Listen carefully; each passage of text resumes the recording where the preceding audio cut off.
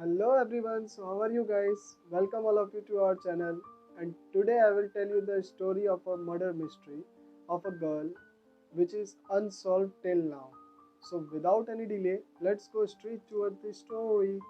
On April 24, 1981, their young man discovered the body of a young Caucasian woman in the ditch alongside Greenlee Road in Newton Township, Troy.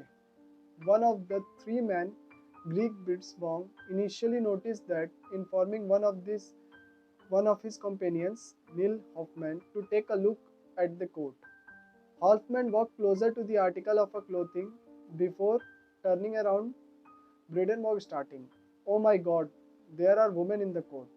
The young woman was lying in a fetal position on her right side and without shoes or socks.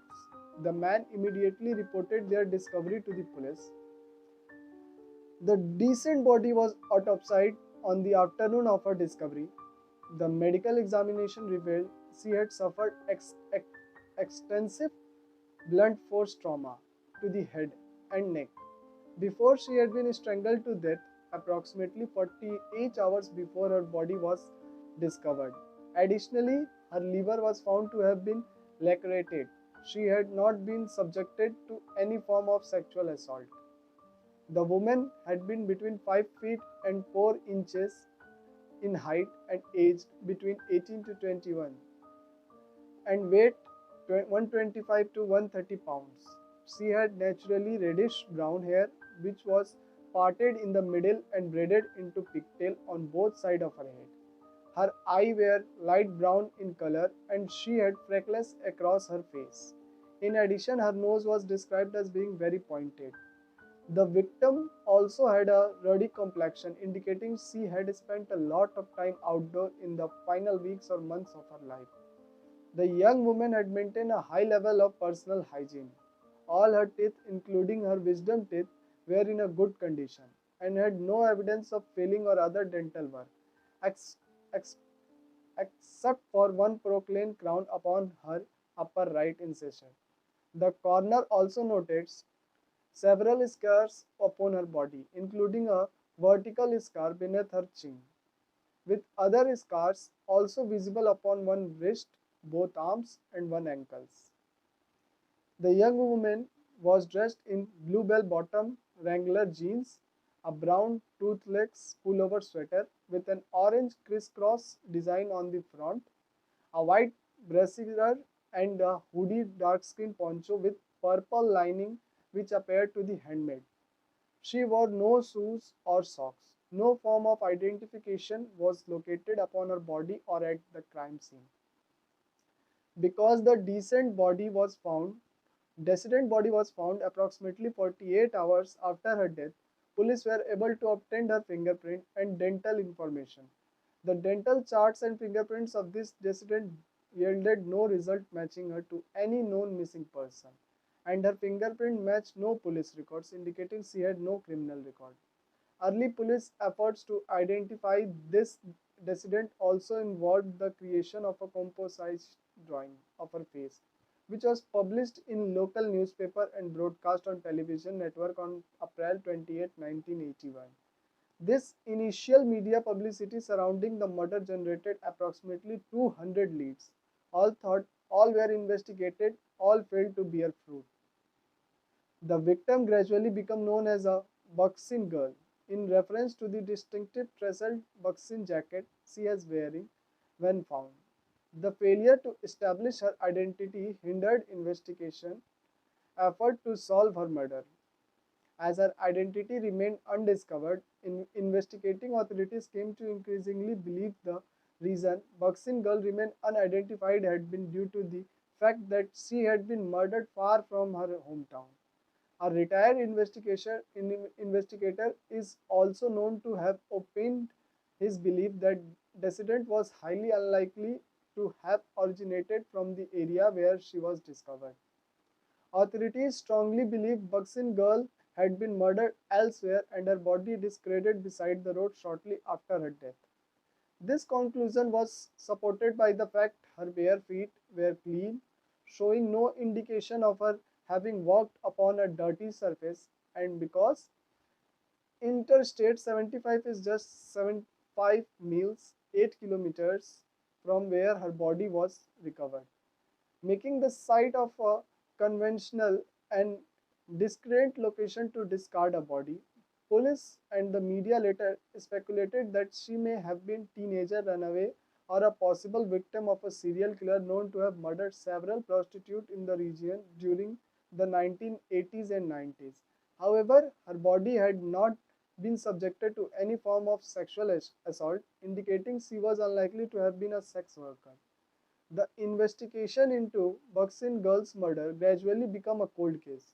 All thought police and other officials continued to investigate her murder. Her clothing and other physical evidence recovered at the crime scene was retained, and a sample of her blood preserved. Investigators theorized that Buckskin girl had been a runaway teenager, a foster child, or a transistent vendor unlikely to have spent a significant period of time in Ohio prior to her death. All through her life, high quality of personal hygiene strongly indicate that she had no life as a vagrant. As her body was located close to a town and road instead of a highway, the probability of her being a wanderer for a significant amount of time was considered to be negligible. The absence of her footwear at the crime scene leads some investigation to believe she may have been murdered by an abusive partner. A 2016 isotope analysis of the decent hair and fingerprint revealed Buckskin girl had spent approximately 4 months in areas within the southern western or southern eastern United States as opposed to Ohio prior to her murder. All thought forensic palynology had revealed she had most likely originated from either the northeastern United States or Canada, or had spent a significant amount of time in this region in the year prior to her murder. Initially, investigators speculated to a potential connection between this incident and the murder of a 27-year-old woman 2 months earlier in February 1981, although police never officially linked these two murders. In 1985, investigators tentatively linked the murder of a Buckskin girl to a nationwide series of a murder of Caucasian women, several of whom were sex workers or erotic dancers, known as a redhead murder. However, this theory was eventually disproven. Some investigators also speculate that the Buckskin girl may have been the first of numerous young women murdered by a suspected unidentified serial killer who perpetrated his own known murder between 1985 and 2004, many of which were of known or suspected sex workers. This serial killer was suspected to have murdered between 7 and 10 other young women. All the victims of this suspected serial killer had been murdered via blood going or strangulation, and items of clothing or jewelry were missing from each crime case. Jewelry and footwear was also missing from the crime scene of the Buckskin girl, and she had been murdered in a similar manner to these victims. However, several elements of evidence were found to contradict this theory. There was no indication Buckskin girl had engaged in any form of sexual activity prior to her death. In addition, unlike many of the victims of the serial killer, she was markedly well groomed with a history of a dental care. In 1991, a newly established task force convened in London, Ohio. This task force was dedicated to investigate of these unsolved homicides which had occurred in Ohio, New York, Pennsylvania, and Illinois, and composed of investigators from more than a dozen law enforcement agencies. With advance in technology and the increasing use of DNA analysis in criminal investigation, investigators were able to extract the decedent DNA from the blood samples preserved in 1981.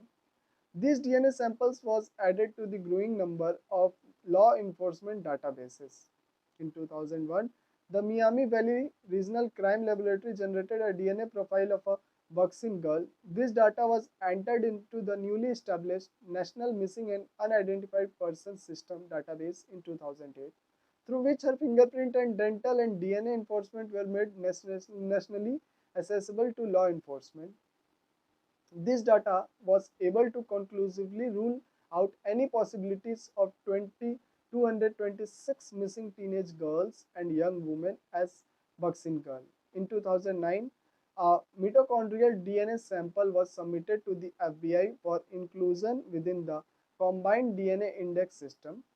The following year, the NAMOS case management of Buckskin girls was assigned to Dr. Elizabeth Murray, a clinic-based forensic anthropologist and a professor of biology who remained active in her pursuit of the decedent identities. On April 9, 2018, the Miami Valley Regional Crime Laboratory announced they had identified the decedent as 21-year-old Marcia King of Little Rock, Arkansas. Her identification had been achieved via DNA analysis conducted by the DNA Doyle Project with assistance from the Miami Valley Regional Crime Laboratory and Full Genomes Corporation. This organization had been contacted by Dr. Murray in 2017 and was able to successfully match a sample of King's DNA to a sample submitted for comparison by a first cousin. Her family declined to release a press statement requesting that their confidentiality be respected. King had last been seen by her family in 1980s. She had never officially been reported as a missing person, although her family had continued to search for her. It is believed King had frequently hitchhiked as a mean of transportation, as investigators had long theorized prior to her identification. She is also known to have had ties with both the Pittsburgh and Louisville and Kentucky district.